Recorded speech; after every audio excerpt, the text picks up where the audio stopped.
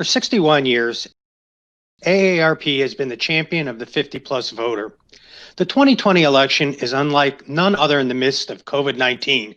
So this election, we've heard from our members and countless other voters that one of their top priorities are to help them to have access to voting safely. We're working on the issues that matter most to Americans so they can exercise their right to vote while protecting themselves during the pandemic. And we urge candidates to address the concerns of the 50-plus voter, specifically on their health and financial security in the time of COVID. The coronavirus has taken an enormous toll on elections officials across the country who've had to turn on a dime to change the voting process to ensure access and safety. Voter participation and voter safety is of great concern to many, particularly in communities of color. That's why AARP is working to ensure that everyone eligible has access and information about their right to cast a vote safely. There is a pronounced need for trusted information, and that is why AARP Connecticut has created resources for voters in multiple languages, including Spanish. Voters want to know how they can vote, where they can vote, and how to still be safe when casting their vote. All voters of all ages, including those of colors, and those who have English as a second language can visit www.aarp.org/CTVotes, where they can learn how to vote in Connecticut's 2020 election. At the beginning of the website, they can click on the En Español link for resources in Spanish. As the coronavirus disproportionately affects the economic and physical well-being of multicultural communities, your civic participation will also be disproportionately affected as well. We know that Black and Hispanic populations to continue to have higher rates of hospitalization and deaths from coronavirus, and long-standing systemic health and social inequalities put these communities at risk of contracting coronavirus. It's important that you have the resources and information that you need and that it is shared in your communities so that you can safely and securely cast your vote for the November 3rd national elections. According to guidance from the Center for Disease Control, the best ways to minimize risk of COVID-19 spread during the November elections was to provide voters a variety of options for casting their ballots and to safely prepare polling stations.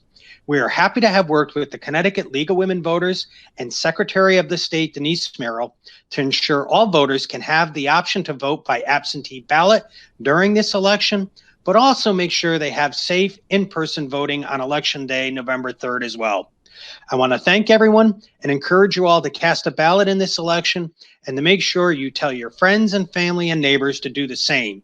And again, for more information about your state voting options, please go to www.aarp.org/CTVotes. Thank you so much, John. And thank you to AARP for sponsoring this episode. Happy Friday, my fellow Latinos, and welcome to another episode of CTLN Opinion Plus. As you know, this is a space for our opinions and where we talk about current events and questions concerning the Latino community. The concerns of Latinos are always important, especially during an election, which is why I am very excited to welcome our guest this week, Secretary of State of Connecticut, Denise Merrill, and Voter Service Vice President of the League of Women Voters of Connecticut, Laura Smits. Thank you for joining us, ladies, during a very busy time for the both of you. Absolutely. Yes. Thank you. And now we are in an election season. Voting has already begun. Mail-in voting and early voting has already started. Normally, Election Day gives us a clue as to who's going to win. The results will be in. This will be very different this year because of the pandemic. How is your office, Secretary, preparing for the election week? Yes, and thank you so much for having me. I really appreciate it. I think you reach an important audience because things are different this year. We did, the legislature and the governor both arranged for all voters to be able to vote with an absentee ballot for the first time in Connecticut. We have very restrictive laws in Connecticut about absentee ballots. So this has been quite a challenge for us. Normally about maybe 5% of people vote absentee. At the primary, we had almost 70% of people voting absentee. So this has required us to do things differently, and it will be a challenge to get all those votes counted on election day and election night. So I think the thing that people need to know is that they do have options. We have provided for safe measures at all polling places, so you can feel good about going in person to vote, as well as if you need to or want to, you can order an absentee ballot. You can request one. We did send an application for a ballot to every registered voter in the state. They were received probably almost a month ago now. If you mailed that back, you by now should be getting your absentee ballot from your town clerk. So these are all new processes for people, and we are trying very hard to get to everyone to explain exactly how you mail in or deliver an absentee ballot. There's a lot of paper involved, but that's because we want to make sure that every vote is accurate and accurately counted, and we have lots of checks and balances to make sure that there are not people voting twice, for example, or other kinds of accusations that have arisen. So for me, the most important thing is to make sure people know their vote is safe in Connecticut, whether you vote at a polling place or whether you file an absentee ballot. A lot is being done to make sure that that count is accurate, that there are not impediments or barriers to you being able to vote because of this terrible disease that we're all fearful of, rightly so. So I guess that's my message for voters, is to make sure they understand that in Connecticut, we're doing a lot to make sure you never have to choose between your health and your vote. That's such a good thing to know, especially since in this country, a large majority of our voters are older. Right. Vice President Laura, your organization focuses on informing people of their voting, of where their polling place is and how to vote. What are some challenges your organization has faced this season, this election season? Sure, thank you for having us. And I have to piggyback on to what Secretary Merrill has spoken. Our biggest challenge for us, we usually focus on voter registration, of course, but also education.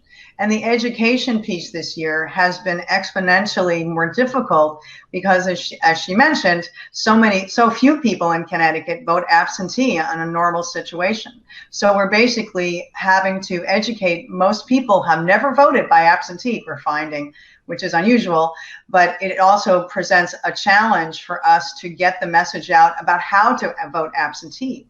And we find that if people don't understand a process, they're more reluctant to participate. And we can't have that happening because every vote does count. So what we've done is stepped up our efforts as far as materials that we supply. And this year, most of our materials that we usually hand out in person to people are now online on social media. We've created a graphic that shows you exactly how to, fill out your ballot, put it in the inner envelope, put it in the outer envelope, and then use the drop box. And we've had to pivot a few times because for a while during the primary anyway, which seems ages ago, but was only August, everybody was voting by absentee because we were definitely in the midst of the COVID, as we still are. But now, because of some of the national news and nonsense, frankly, that we've heard across the country, which doesn't apply to Connecticut, I'm sure Secretary Merrill will agree with me on that, we've had to pivot because so many more people are saying, well, wait a minute, I'm afraid that my ballot won't make it there for whatever reason, so I'm going to go vote in person. So now we're changing our efforts so that people know that they can vote safely in person.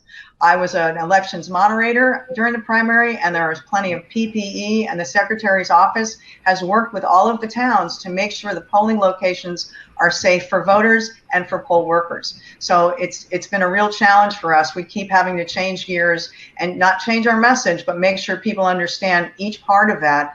And so that's been our big challenge, is educating people about the differences in the two. Secretary, would you like to add anything? Well, no, I think that's the same from my office. And I guess I should mention, we've been going over and over this with people, and particularly the elderly who are over 65, as I am, by the way, are very concerned. They've been told that they're at risk. And so if they have never done this before, they're very concerned that they do everything just right. And there's been a lot of national news that has gotten people very concerned and suspicious about everything from, oh, if you don't sign it exactly right, maybe it won't count because it doesn't match your signature from 20 years ago. That's not true in Connecticut. We don't use a signature matching protocol. So, but those are the kinds of things that I think people are very worried about. So it would probably be useful for your audience to just go through quickly. If they're planning to vote with an absentee ballot, there are a few simple things that they need to remember. I don't know if you think that would be good for me to go through right here. It might be helpful because these are the questions we're getting every single day. Let's go through them. Okay. Well, first of all, assuming you have asked for an absentee ballot, you sent your application to your town clerk and they have now mailed you an envelope. Inside it, you find 2 other envelopes and some pieces of paper. One of those pieces of paper is your ballot. That's the thing. You fill out the ballot. You don't sign the ballot because we don't want to know. This has to be anonymous. We don't want to know who is filing that ballot. It's a secret ballot. So you fill out your ballot, you fold it in half, and you put it in what we call the inner envelope. It's the smaller one that has a lot of writing on it. One side is English, one side is Spanish. That is the important envelope. So you fold your ballot in half, you put it in that envelope, and you seal it. Because if you don't seal it, it will not be counted because we won't know if someone has tampered with it. That's the reason that's so important. Then you have to date and sign it. And I've had people ask me things like, well, by mistake, I signed on the English side and on the Spanish side. Does that mean my ballot won't count? No, it's fine. It's fine. As long as you sign it someplace, it's okay. It will get counted. So those are the 2 important things. Make sure you sign it and make sure you seal it. And don't put more than 1 ballot in the envelope. I've had couples say, well, what if I put my husband's and mine in the same envelope to save money? No, don't do that because then we can't count it. Just 1 ballot, inner envelope. You sign it, and then you put it in the other outer envelope, which has your name and a barcode on it. And that's the one you mail back to the town. You don't need to find a stamp. It's all stamped and self-addressed for you. And that's another thing we did this year to make sure it was easy for people to get it back to the clerk in a timely way. That's what they use. When they get that, they'll scan the barcode, which makes it very quick and easy for them to check you off the list. Now, the only other thing I would say about all this is now you have to get it to the town clerk. And you have a couple of choices. One thing, of course, is you put it in the mail. The problem is there's been a lot of conversation about how fast is your ballot going to get there. And my advice is have at least a week if you're going to mail it, because we're just not sure how fast the mail will be with all these absentee ballots going in. Your other, I think, better choice, if you can, is put it in a ballot box. There's at least one in every town in front of town hall or around town hall someplace. Drop it in that ballot box, and then it's received. Then you know it got received. And then, of course, you can bring it in person and give it to the town clerk, but some of the town halls are closed. So, you have to make an appointment. It's a little more difficult this year. So there are 3 ways you can get it back. As long as you have time, just do it fast, as soon as you can. So that's kind of an overview.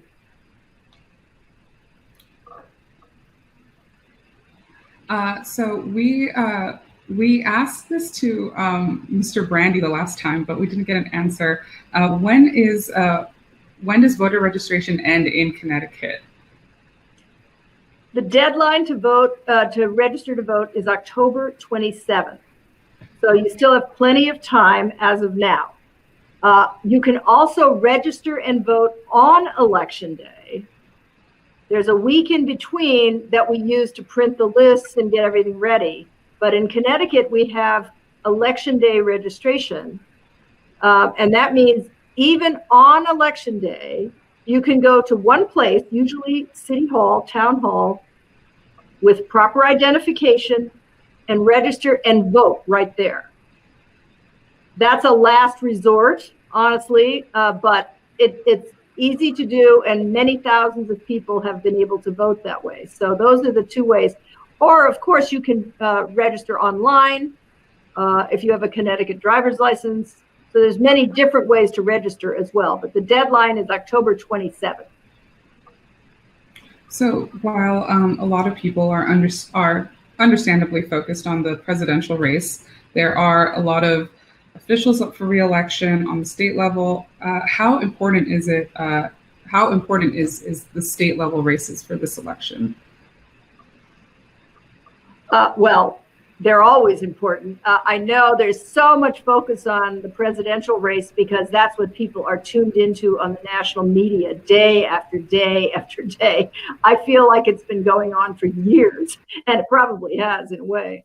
But these state level races are terribly important. They are the people that you can actually talk to in the grocery store about problems. State government is really charged with so many social services, education. Almost every issue you can think about is dealt with at the state level. So there are many competitive races for state representative and state senator.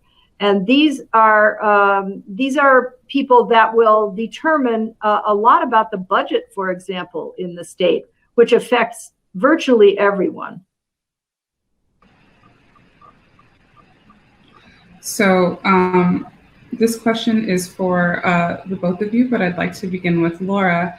Voter disenfranchisement is a topic during election season, especially now where women of color feel sort of forgotten. How important is it to get the women of color, people of color, to come out and vote this November? That's true. It's very important. And women of color make up a large percentage of women voters, just like they do the population overall. We've been working this year. We made a big effort to work with other groups, including Black churches, including some Latino groups, to try to get that message out that their vote counts more, a lot more these days than it ever did before. Every vote is important, but we only have a democracy that's represented by those who participate. And we really are we've done a lot more outreach with our materials, and in our cities, we have local leagues across the state, in the Hartford and Greater Bridgeport area, and all of the big cities, Norwalk, Stamford. So we have made an effort this time around, not that we didn't before, but this year we've really gotten into grassroots movement. And it's been really encouraging because a lot of these movements have reached out to us for help, mainly because we're nonpartisan, but also because education is part of what we do. So a lot of our materials are in Spanish, a lot of them are in English and involve a lot of pictures. We have done a lot of things with the census groups. We've worked in tandem together to get people to register to vote as well while they're doing the census. So we've been really trying to make some inroads into these communities of color to make sure those votes get counted, and participation is key. One of the things that we find, it's an interesting fact, I was doing some research about the suburban women voter, and the suburban women voter sometimes is used as code for white women, but the suburbs have changed drastically. 35% of people who live in the suburbs, and women, are now women of color. So that's an interesting fact, and it's kind of just like the regular population. Everybody is more diversified throughout our country more and more. While the suburbs of Wisconsin might be overwhelmingly white, the suburbs of the metro New York area, such as Jersey, Connecticut, and New York, are not. So we are really working, making sure that everybody's included, especially those votes of people of color are way more important than they ever have been before. And I think we saw that when Obama was elected, and we've seen that in a lot of local races. My daughter lives in Alabama. Her mayor is a gay black man from Birmingham. So I think that's really exciting, and it's a lot more of what America is about, is diversity. So we're encouraged by that. Speaking of the white suburban voter, this question is for you, Laura. The president has been trying to appeal to the suburban voter. Why do you think that is?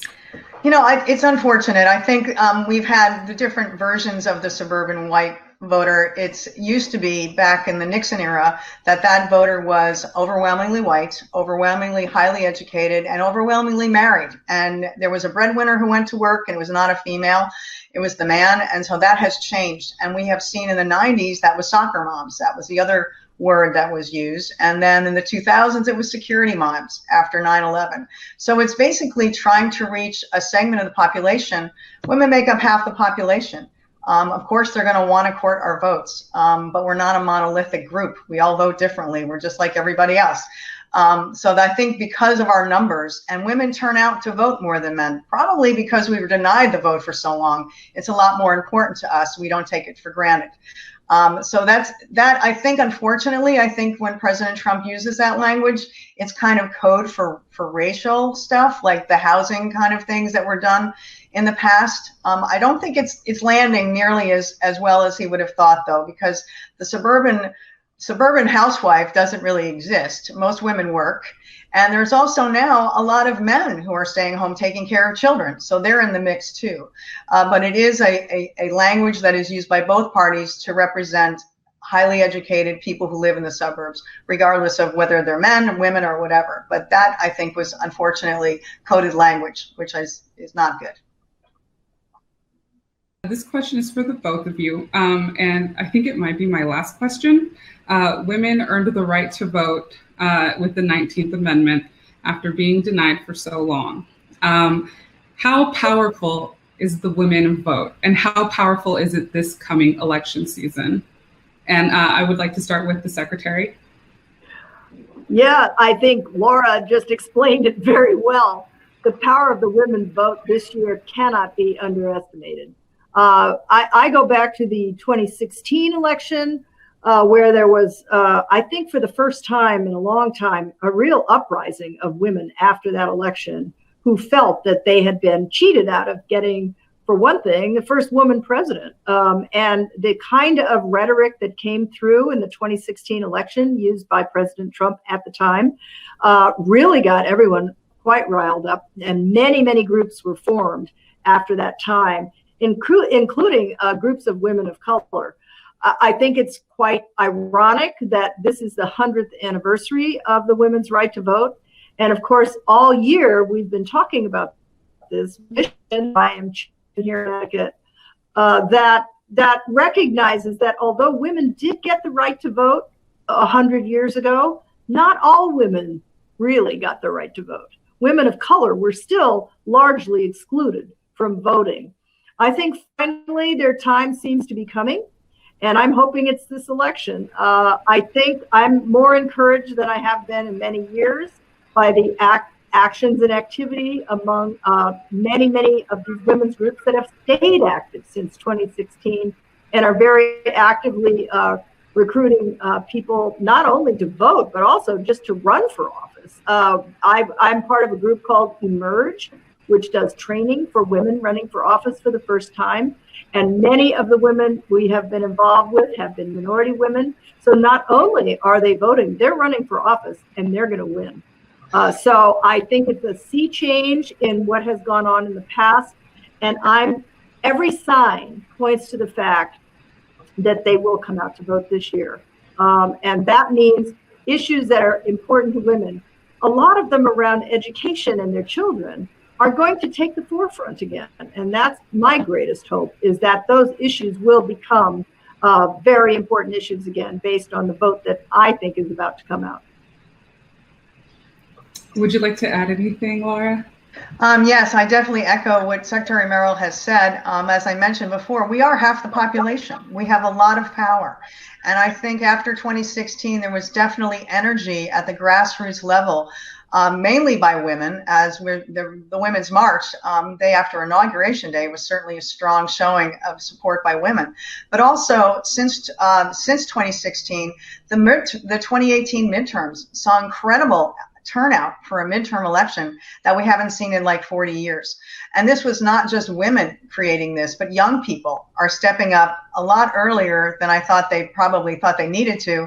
But in prior decades, they have definitely stepped up and said, you know what, between all of the Black Lives Matter movement, the Me Too movement, the Parkland survivor kids have gotten young people involved at a much earlier age, and we are reaching down into the middle school grade level to educate people about how important it is to participate at an early age. And I think we're seeing that. I recently have a slide in one of my presentations that shows about who's going to turn out in 2020. And the boomers and the silent generation, those over 55, are a shrinking number of the electorate, just demographically. So the good news is that young people and people of color are really and literally going to save our democracy at this point, especially if they turn out. And it's going to change America for the better, because those people are the ones that are the future. And women are a part of that, but also people of color and also young people. So I think all of us together can make this event a much more participatory and representative democracy than we have ever seen in the past. And there are, as Secretary Merrill says, if they're running for office, women are getting elected a lot easier and there's a lot more backing with money coming to those women, which was a struggle before. We have the Yale School in Connecticut, which is incredibly important as far as getting women involved early on in politics. So I think that we are a powerhouse, and we need to remember that we have that power and we should vote and use it. Thank you so much for joining us, ladies. Thank you, Secretary of State Denise Merrill, and thank you, Vice President of the League of Women Voters, Laura Smits. And it was a pleasure speaking with the both of you. Thank you for joining us. Thanks very much. Thanks for having us. A special thanks to AARP for sponsoring this episode of CTLN Opinion Plus. Tune in next week for another episode. Follow us on Twitter at CT Latino News and Instagram at CT_Latino News. I'm Savani Campos with CTLN Opinion Plus. See you next time.